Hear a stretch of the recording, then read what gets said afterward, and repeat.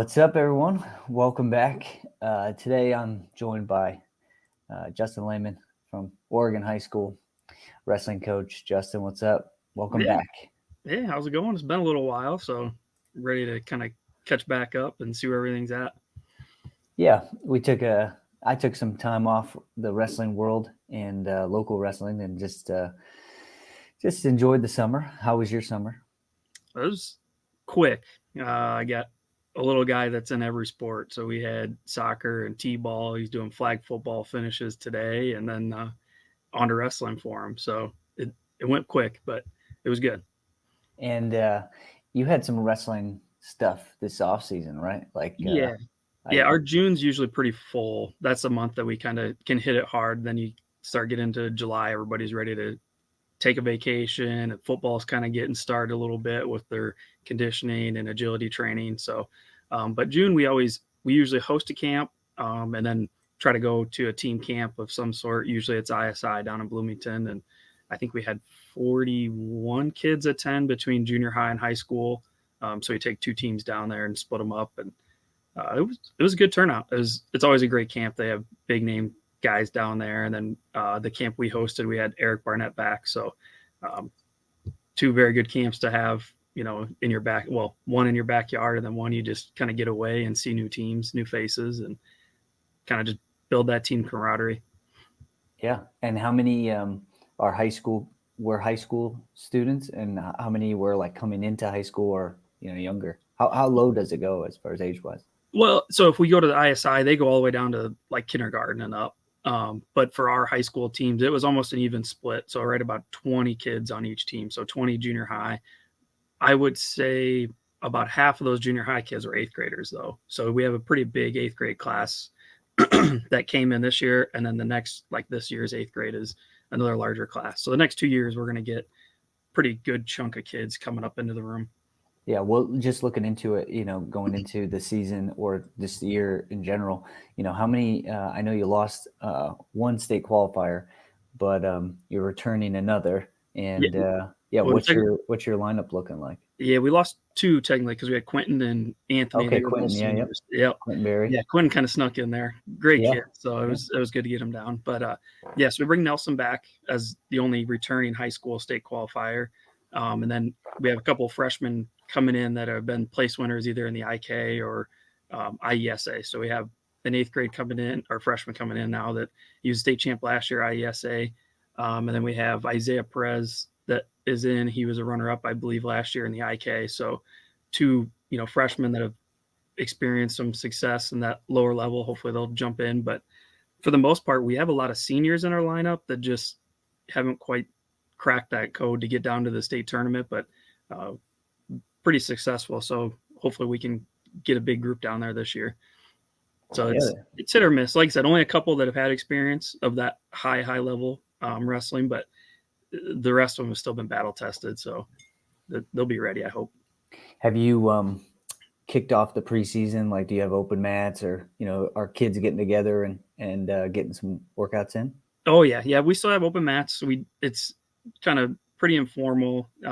We just have a couple of dads that kind of come around too, that roll around with them, that are helping out this year. But um, football's still pretty big. They have some big expectations to make the playoffs and that's where a lot of those upperclassmen, they're the linemen and big hitters for that team. So they're pretty into football, which is great. That's what you want. Obviously, we would love to have some more time with them on the mat, but I get it. Smaller schools need kind of everybody to be into those sports to succeed. So, but our little guys are the ones that have been on the mat a lot more and rolling around. So, yeah, we've had a good group.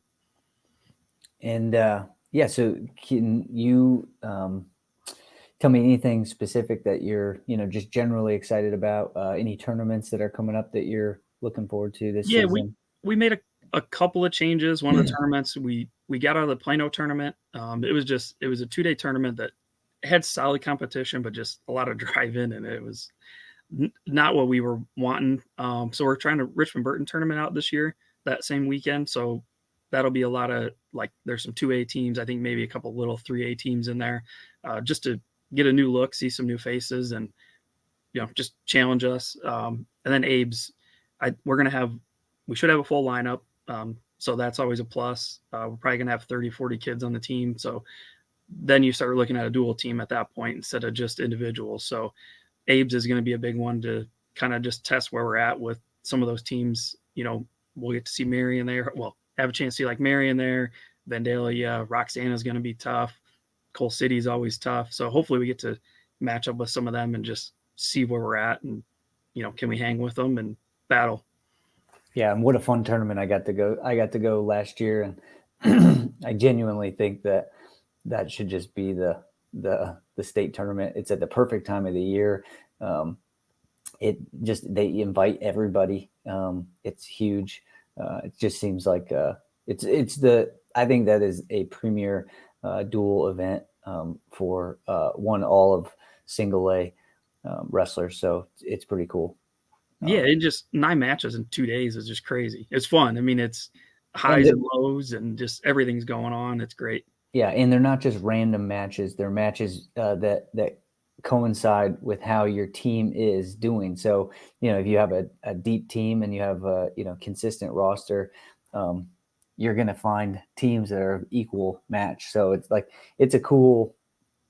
Yeah, I just think it's a great opportunity. Sometimes you could go to a dual tournament and you could win, outright 3, 4, whatever matches in a row. And then you look back and you go, well, did we really need to go to that? So, that's one of the advantages of an individual tournament is everyone kind of finds their own competition. But in this situation, it seems that if your team is kind of, I guess, similar up and down the lineup talent-wise, you'll find the other teams that have that same situation. So it's a fun tournament. I liked it. Yeah, it's great. Like I said, it's a grind, but it really lets you know where you're at. Even as individuals, because you're going to see some really tough guys and see, can you beat them or not? But then you still have the team behind you to, okay, you lost your individual match, but save the team competition because you didn't get pinned or give up a forfeit or something. So it's a blast. It's a lot, but it's a blast. Yeah. Justin, there was another thing that I've been kind of chatting about as of late, especially in the preseason during football season, we're starting to think about how do you get to the season and have huge numbers. And obviously a lot of the numbers are an extension of youth wrestling. But also obviously high school, you can get a lot of new wrestlers out as well. So are there any things that you're doing currently over the next couple months to kind of increase the likelihood that you're going to have, well, first, how many kids do you have in the youth program? And, kind of go into what you guys are doing to try to increase that number and grow the sport in Oregon.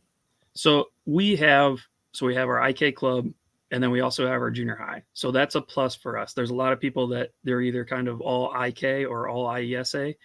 We take kind of that philosophy of there's some kids that aren't ready for that IK grind or maybe don't have the money or funds to get to all the IK tournaments. And, you're spending probably $100 every weekend somewhere wrestling or taking a family there. So what helps us at that junior high level is we have our junior high. It's a minimal fee to be in the IESA. And then those kids still get a state tournament. And then you hope maybe they become a state qualifier. And now they're like, hey, maybe I'm going to keep doing this wrestling thing.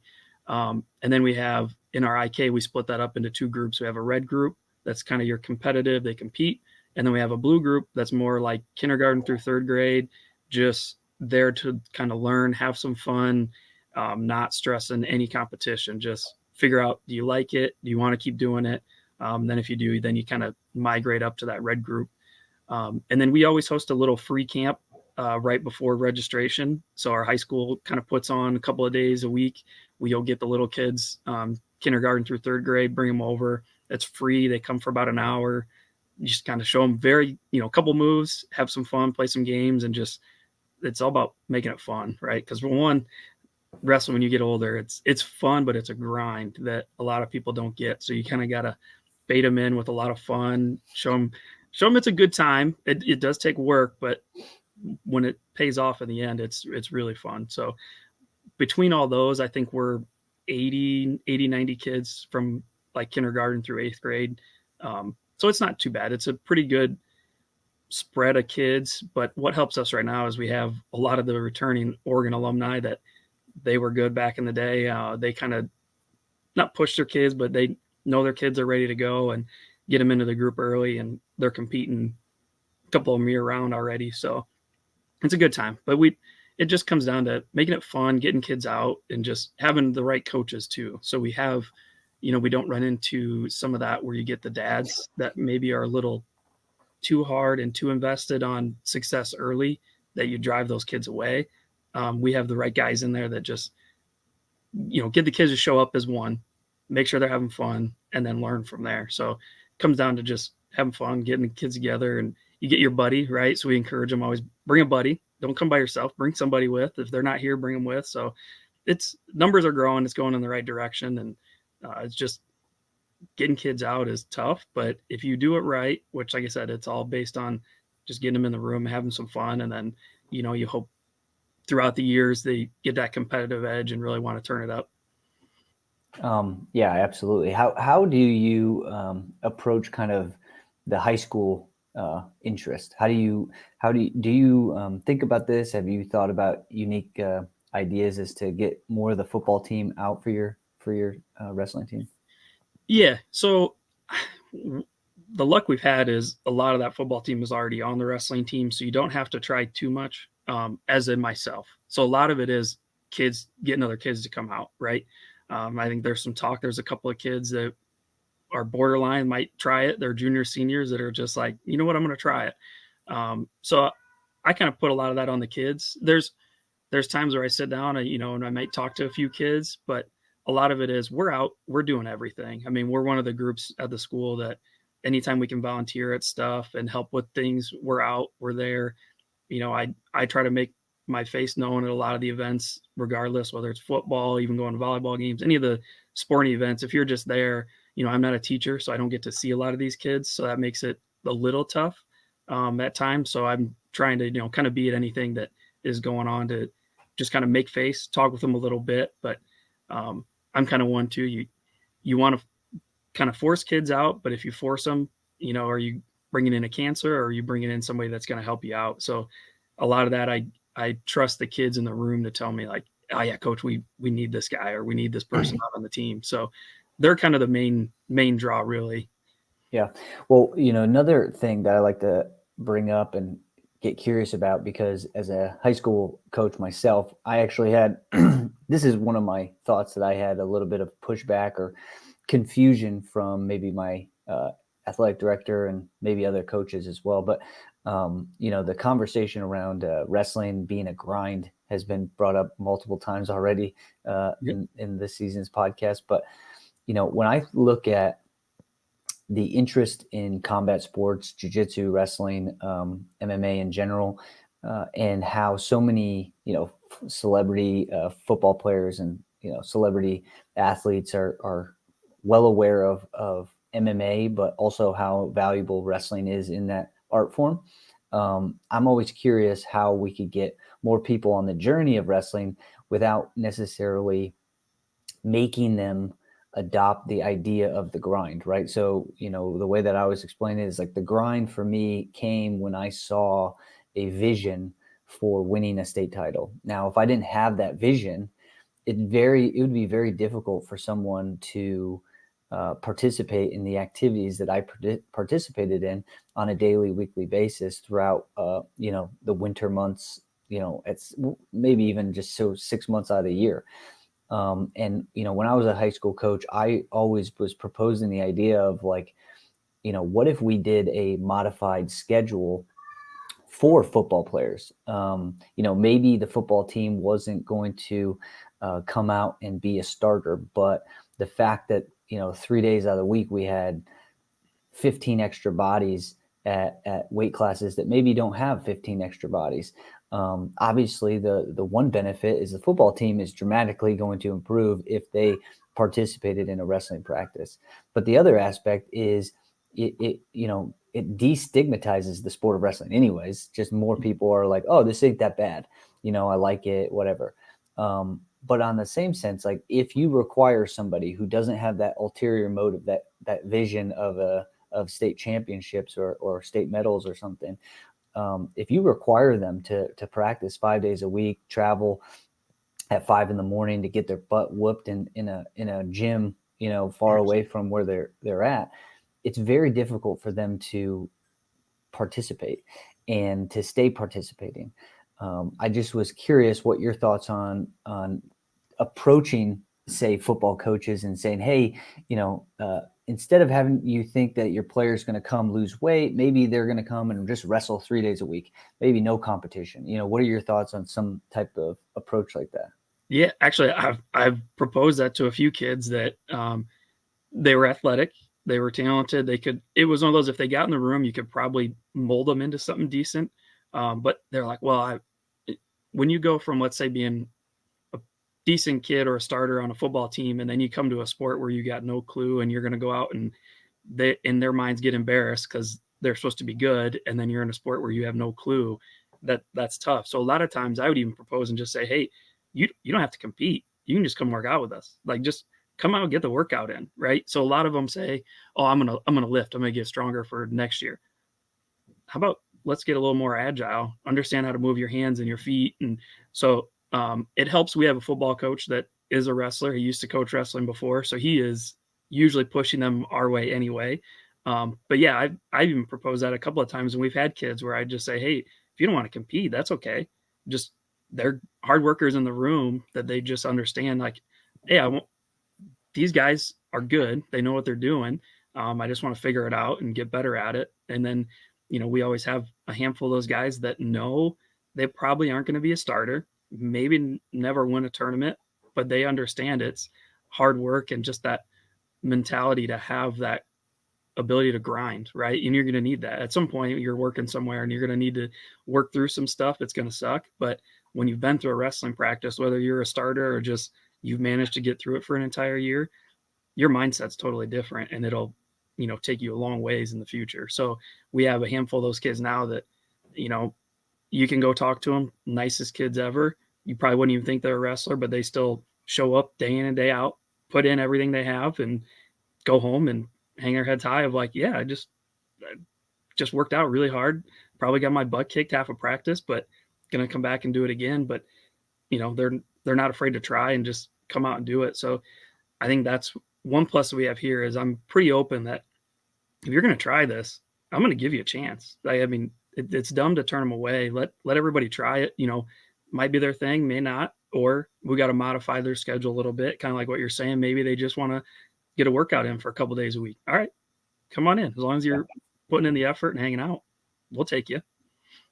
Yeah, that's great to hear, because a lot of wrestling people oftentimes try to thin the herd. They try to have some of the hardest practices in the early stages, so that they get rid of anybody who is on the edge. And I just think that is always short-sighted, in the sense that one, your first practice, even for the best guys, shouldn't even be the hardest practice. You should be working through the season to get to what I think of as the perfect practice.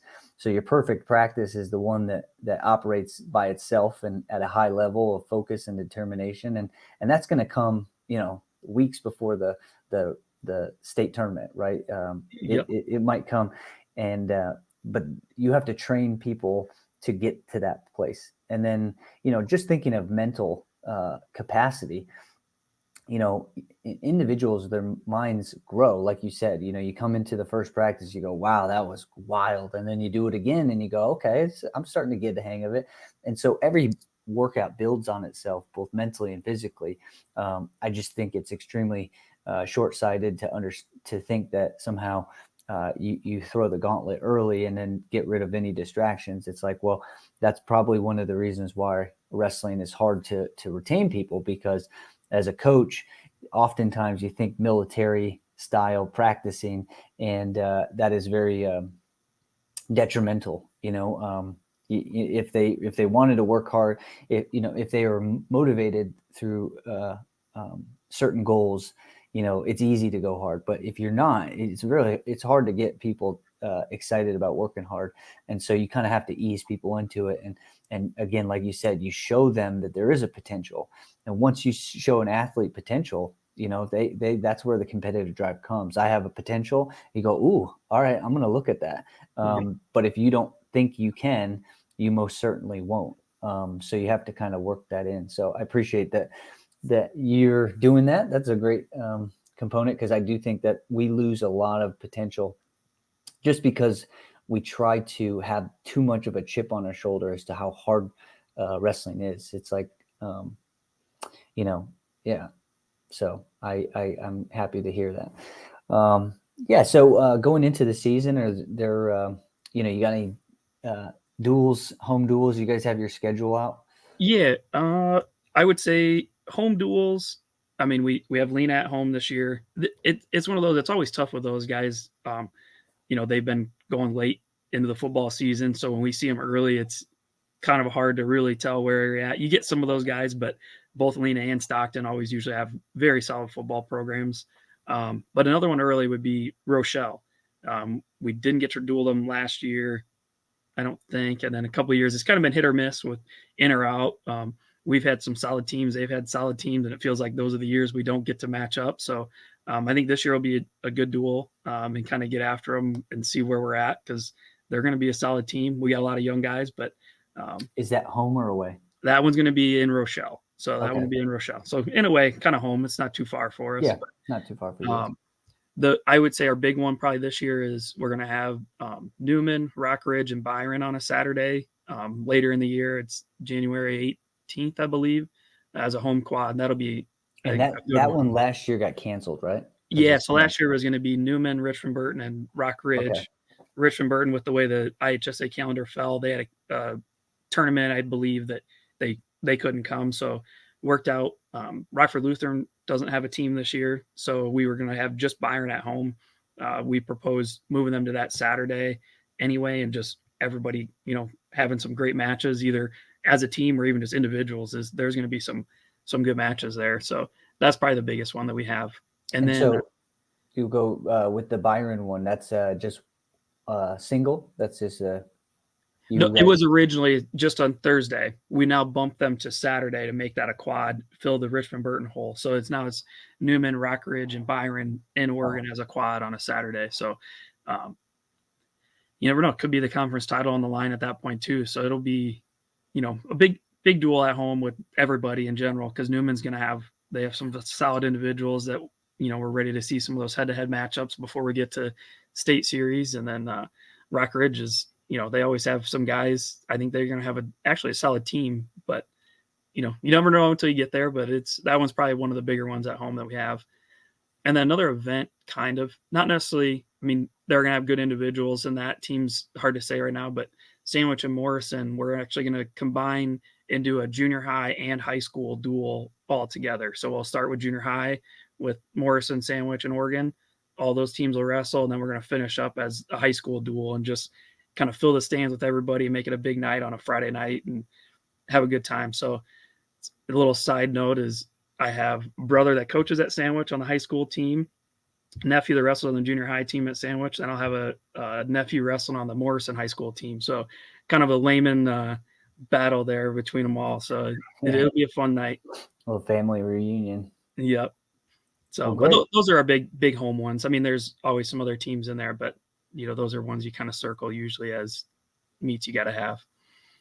Great. And is there anything else you're looking forward to?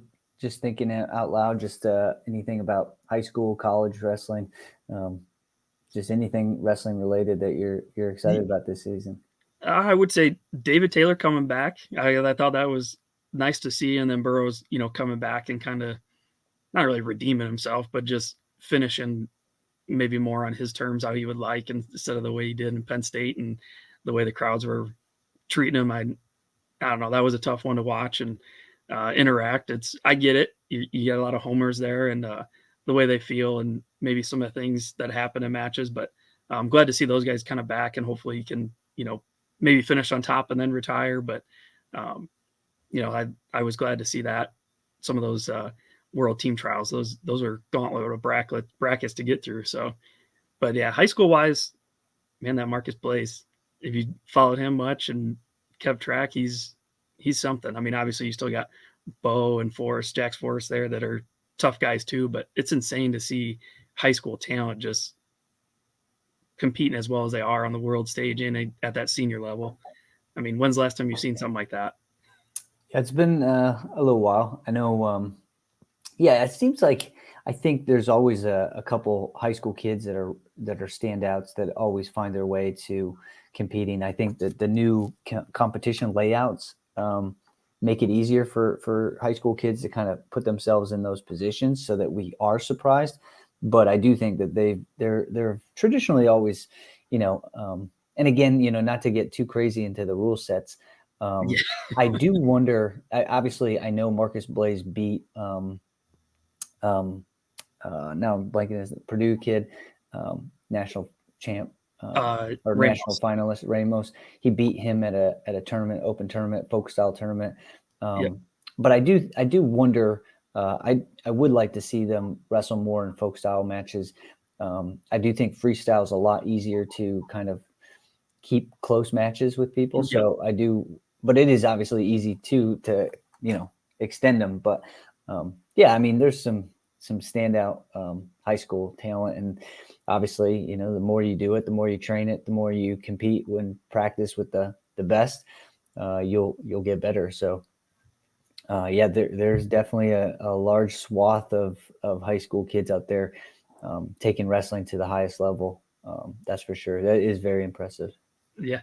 And then, like you're saying, though, you start looking at some of the Illinois guys, though, that are wrestling with them, those same kids in folk style tournaments. Mendoza's wrestling with Forrest. He's beat him a couple of times. I think once, maybe they're split, but, it's Davino's right there. He's with that group and wrestling. But yeah, they just maybe haven't made as big a push to be on that senior level yet. But oh, yeah. What Pawetta's doing down at U of I it's kind of nice seeing a lot of that talent stay in Illinois now the last couple of years, and the recruiting classes they have is, it'd be nice to see Illinois get back up there and contention is in the NCAA. So we'll see. Yeah, we were just talking about that this morning, and the conversation was getting brought up about their facility got put on hold and stuff, and I was presenting the possibility that maybe the college scholarships went from 9.9 to 30. And I don't know what's going to happen still. I don't know if there's going to be lawsuits for Title IX. I don't know how they're going to kind of address that, or whether or not it's kind of going to just be, self-funded additional scholarships. But if you were in position and you had a finite amount of money, would you invest in giving more NIL money to athletes, or would you go and try to build the new facility? That's a tough one. I would say I have seen some of the, let's say, Division I programs that don't have nice facilities, and I still wonder, like, boy, is this why they're not getting kids here? Because now you're seeing all the new stuff. Rutgers built theirs and that, and you start seeing those facilities. Iowa's got their big one coming, and you got to think that still draws kids in because they want nice stuff. But then nowadays you got a lot of people that are just money hungry, and they don't care. They just want the money. So to me, I'm probably still building the facility, because I think if you build it and do it right, they're going to want to be there. And then that comes down to coaching and who you're bringing in, right? If you get the right guys in there, you would hope they could take less money and just understand that they're there for the right reasons, not about money. It's about, I want to win a title, whether it's as an individual or a team. That's kind of my philosophy. Yeah, sure. All right, it's not a bad one. I think my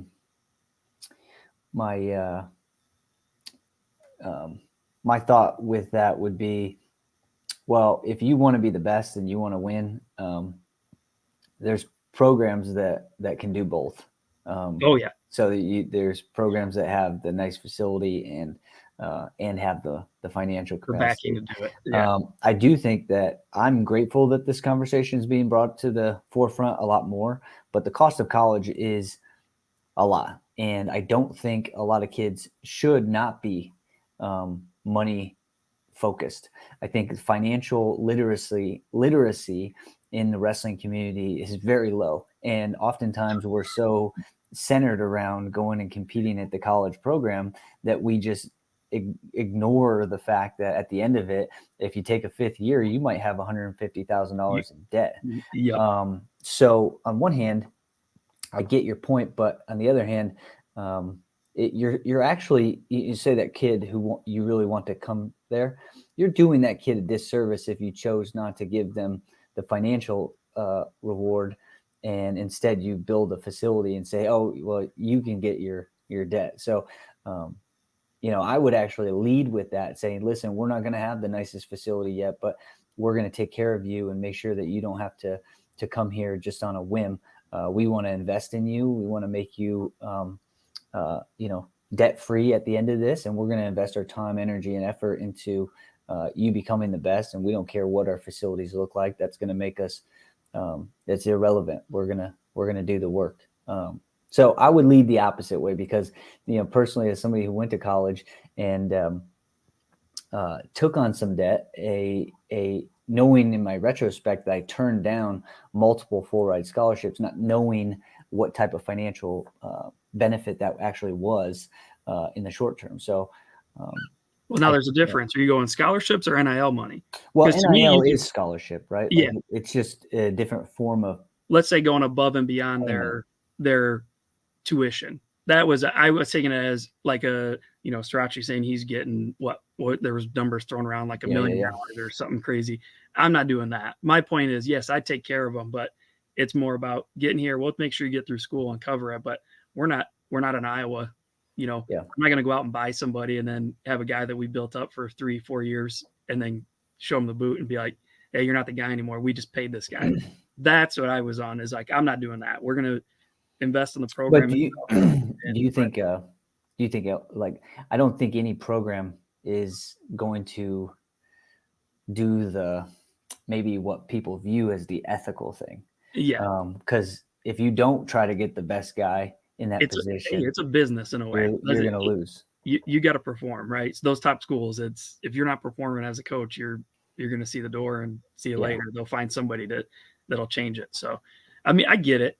It's not bad. I'm not against them getting paid, but I think if, like you had talked about, there's schools that have that funding that they can make stuff work. So if we don't find a way to regulate it at some point, you're going to start seeing just, a handful of schools that are just the power schools, and they buy them and buy whoever they need that next year and move on. But I don't know. It's good and bad. There's just the NIL space in general. Yeah, I think the concerns are short-sighted in the sense that when you look at, say, Iowa being able to spend a certain amount on a wrestler to get them there, and say Illinois doesn't have the $500,000 to do that, but if Illinois has a couple successful seasons or has a couple student athletes that come through that turn out to end up becoming millionaires or something like that, their brand actually will grow. This morning we were talking about how Illinois' football program is 4-0 right now. They just beat Nebraska. Yeah, that was a big win. Well, as their football program continues to grow and enhance their record and skills, they're going to ultimately. Those donors show up now. Yeah, those donors are going to show up, and they're not going to just show up in one area. They're going to show up across all sports, just because the brand of Illinois is actually growing. So if you start to put regulations on it, you actually will start to hinder that growth, and you'll give the Alabamas, the Iowas, the Penn States a competitive advantage over the little guy, because there's so many regulations that hold those little guys back from actually having a couple opportunities to make a breakthrough. So it is going to be tough, but I also think that it is absolutely an advantage to have, one season you could just say, hey, donors, we're swinging for the fences. Yep. And if you swing for the fences and you get 2 national finalists or 3 national finalists, and all of a sudden now you're like, holy, they just did what Penn State did or something like that. Yep. Now that whole entire brand has a breakthrough. So I think strategy is important. And if you're not thinking strategy, you're definitely going to get passed up by somebody who has the bigger financial budget. But if you have strategy, you can, what's the Boston or the Oakland A's movie where he approached it? The statistic, Yep. Moneyball. Moneyball. Yep. Yeah. So if you approach it with more of a strategic situation and you present a different plan to your current donors, I do think that there's an opportunity for smaller schools to really make a name and stand out and do something where it's impossible for them not to be talked about, Yep. because they go, wow, what the heck is happening down there? Yeah. And What are it's they just, doing? yeah. So, yeah, it is changing times, interesting times. I'm curious to see who's that first program that goes, wait, how did they just all of a sudden become a powerhouse? There will be programs that do that, especially in wrestling, because it only takes 10 individuals. In football, you need 50 guys to actually have a roster that's competitive enough to do it. In wrestling, you need 10 individuals to put yourself in a position. And even though Penn State is widening the gap, it seems, at some weight classes, there are no rules when it comes to a kid who's an All-American level. He could beat that national champ any given day. It's Yep. just wrestling's an equalizer when it comes to that stuff. So Oh, for sure. Yeah, that top level talent, it's a takedown or two away or a scramble, and it's totally different in that match. So yeah, it doesn't take much when you're in that high level, that all American round and all that. It can change, and that can be where some of those teams make up the ground. And even if it's just getting into that trophy, right? Even being a runner up or placing that top 4 as a team is huge. So look at Iowa State. They snuck in and took that 4th place trophy, and a couple years ago they weren't even getting talked about. I mean, exactly. you almost thought that program was dead. So yeah, and that's an example, I think, of what I'm talking about with what he was able to do fundraising wise and kind of make culture change and stuff like that so quickly. Yep. So yeah. All right, well, Justin, I appreciate you coming on, chatting with me. I'm looking forward to getting into the season and seeing how things go. So yeah, good talking with you. Yeah, always great to catch up.